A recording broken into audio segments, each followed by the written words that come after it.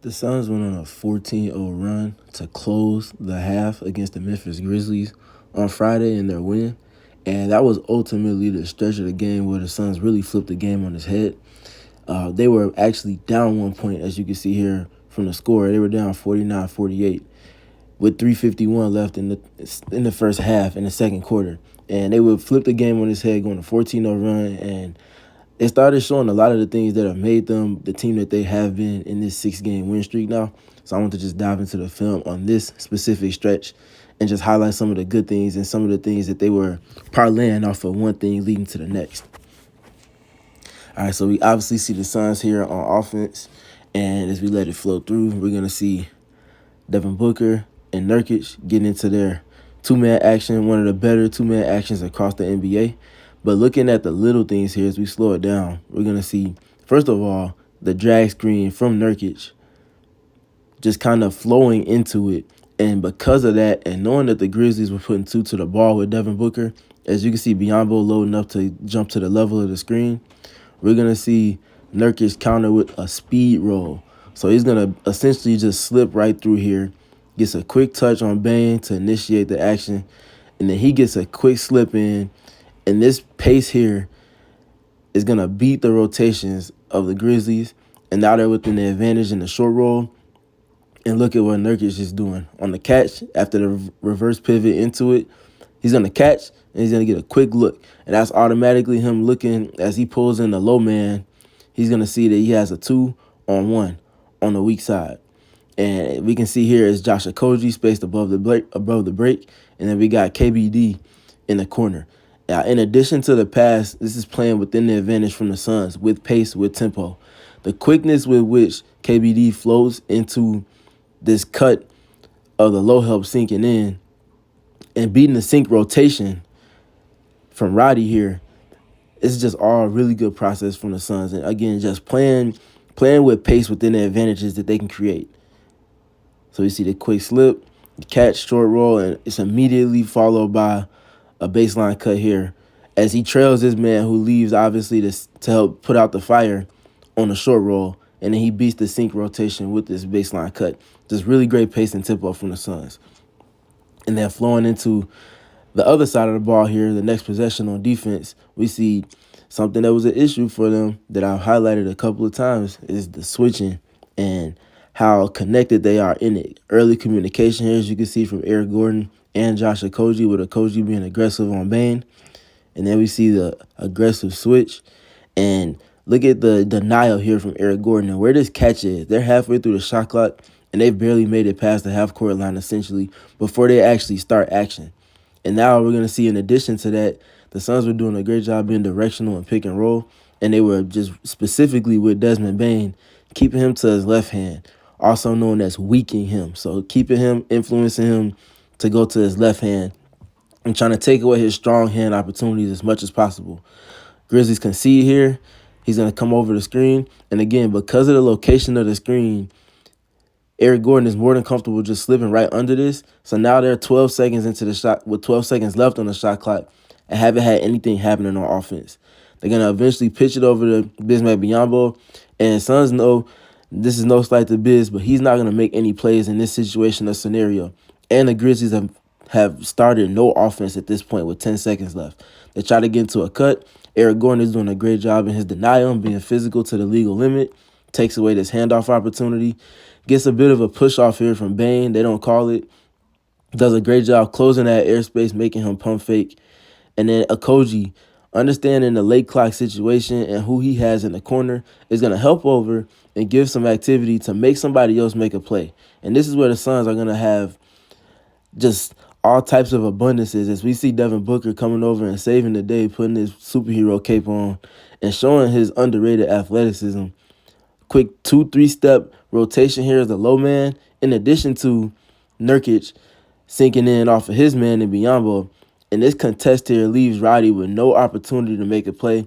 And both of them do a great job not conceding a foul in this scenario, in addition to everything else that we talked about. And the Suns scrape together yet another stop just by great process in terms of their decision-making defensively and their execution within the coverages. And then we see a minute or so later, We're going to see them get back into their two-man game.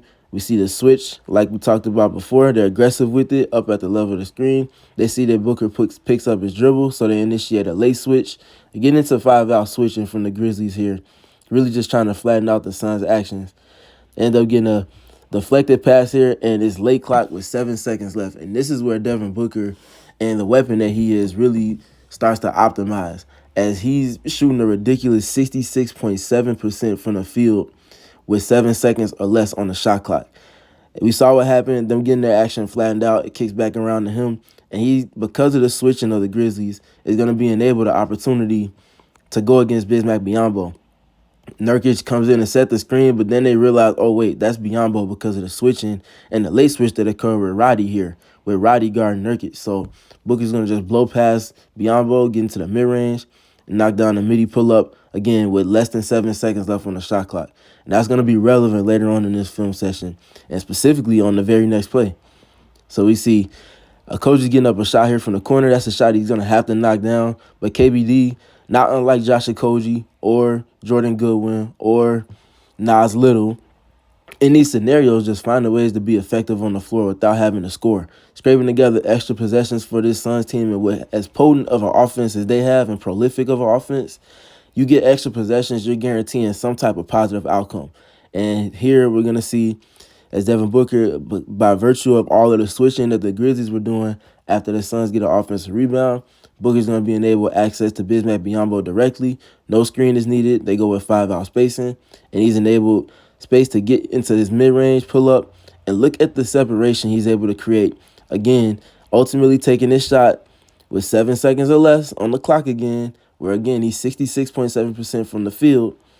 He's going to be able to create space and do what he does as a superstar player, knock that shot down. And then back to the defensive side of the floor, we're going to see just a little bit more of the same. This is the possession following that basket from Devin Booker, and we're going to see them just be more than solid again. So we're going to see, again, being directional and pick and roll with Desmond Bane. Eric Gordon does a great job influencing him to go to his left hand. That's exactly what they get. Nurkic does a good job not being too close, but being close enough to deter this shot, in addition to Eric Gordon being solid enough with his navigating of the screen. Again, Biyombo is not going to do anything with the ball in his hands in terms of making plays or anything like that from the short roll here, with no movement around their pick and roll, really.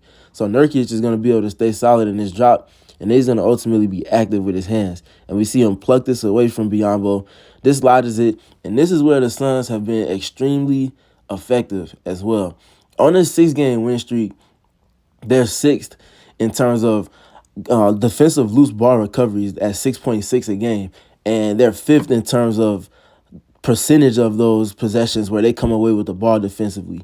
And that's exactly what we're going to see here from Josh Okogie. After the deflection here from Nurkic being active in his drop, we see Okogie get into the action. And almost always when he gets into the action, it's either going to be a foul that goes in the Suns' favor, or they're going to come away with the possession, or both. Here they end up coming away with the possession. And you know what the Suns do when they get extra possessions in any capacity. We see a little bit of Nurkic's gravity and rim running here. That's not something that we see often, so we got to highlight this. Looking at, again, stemming from his activity and him causing the ultimate possession that's going to be garnered here for the Suns. He's going to beat Biyombo down the floor, not sprinting too fast. Rim running isn't always a track meet. Sometimes it's about moving with pace, and that pace is going to enable Devin Booker an opportunity at a driving lane to drive the back of the trailing defender here, being Bismack Biyombo. All Nurkic has to do is beat him down the floor. He's not running at a track speed, a track sprinter's pace like Clint Capella and some of the other rim running bigs. He's just getting down the floor, beating his man, and by virtue of that, with his back turn, that enables a driving lane for Devin Booker. Nurkic, true to his nature, as I've highlighted in a few different film sessions now, is going to seal his man off. Now we're going to see Aldama coming over to put the fire in as the low man in transition. Does a great job with that, but Devin Booker is able to beat Roddy on this pass, on a wraparound, on this skip along the baseline. That's going to lead to a +1 from KBD to Eric Gordon, and they beat the rotations, and look who's wide open for this three-point attempt. Eric Gordon, and he knocks that down.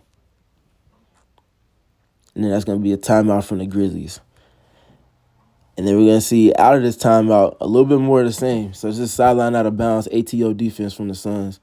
Grizzlies are going to flow into some flex action for Jaren Jackson Jr. As we look under the basket, pay attention to how KBD navigates this flex screen via early communication from Grayson Allen, and how he ultimately is going to be physical and then push this catch as high up the floor as possible. That's one great thing that's been done on this defensive possession. Great thing number two, we see Nurkic early with gap help, taking away that right-hand drive, the strong hand drive here from Jaren Jackson Jr., just being in the gap and showing a big body to turn that.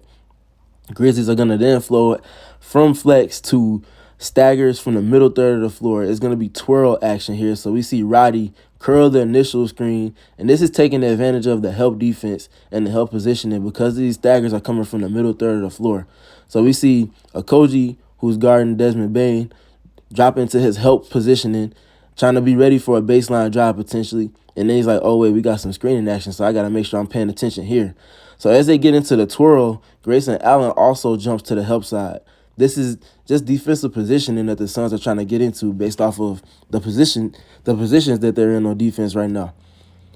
Look at this fly switch that's going to ultimately come because of the communication from all parties existing in the action. We're going to see Okogie with this point switch, as you can see, indicating to Devin Booker, hey, go ahead, take that, as Desmond Bane flows off of the staggers. And we're going to see Devin Booker take over, taking the baton essentially on this point switch here from Okogie and the fly switch. And they're going to be able to get a great contest up just off of the presence of Devin Booker. It does a great job not fouling. And Bane is going to miss this three. And the Suns are going to be off to the races again. And then on this possession, kind of ensuing from that, we're going to see, this made me laugh because they're just kind of bleeding the shot clock as you typically would late in the game or late in the half or late in the quarter. And they're just repositioning their spacing around. And I get that Josh Okogie wants to do something and not just stand around. But it's funny that they're going to go from having Santi Aldama on Devin Booker, which is obviously a mismatch and a favorable one in favor of the Suns.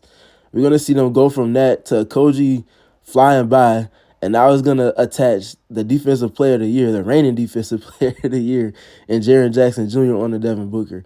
And nonetheless, again, like we mentioned earlier, 7 seconds or less on the shot clock. He's at 66.7% from the field. He's going to take that challenge and not fret and not be mad and just go to work and get in his bag. And that's exactly what he's going to do. Gets into a tween, gets the direction, gets the hips to flip. And as soon as he gets that indicator that the wickets have opened from Jaren Jackson Jr., stops on a dime with the between the legs pullback and a quick pull-up from the midi.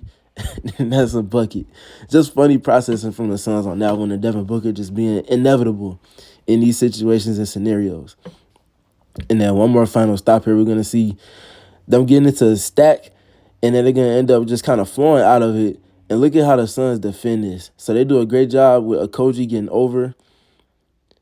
Nurkic staying in his drop. There's no screen set, so it's stack alignment. It's not necessarily Spain. It's more so roll and replace, which is a cousin essentially, or Spain pick and roll adjacent. Nonetheless, they're on par and on schedule with their rotations. Look at Grayson Allen defending without fouling. Stands solid, gets up a great contest. And then look at these box outs after all of this. So we're going to look at the activity into the shot and look at the checkouts. Look at the checkouts here from the Suns. This is all just really, really good. Jaren Jackson Jr. ultimately is going to end up getting a hand on the ball here. Nurkic gets to it first, though, and that enables the Suns' opportunity to ultimately come away with the rebound. And then look at this here. We get to Grayson Allen. After he started the party on the defensive side of the floor with the solid activity on the ball, he's going to trail into this three-pointer. Great job from Okogie finding him as he peels off. And then Allen's able to flow right into it with his momentum rolling into a three. And that caps off the 14-0 run from the Suns to end that half. This is something that the Suns have to continue to capitalize on. Closing halves, closing quarters, especially in situations like this one where they were down one and then ultimately go up. And it's just the little things that they have to do. They're starting to get there. They're starting to turn a corner. They're starting to blend their defensive reps with their offensive reps and playing off of each other in that respect. And if they can continue to do that, then especially when they get healthy, that's going to ultimately optimize the team and where they can go long term.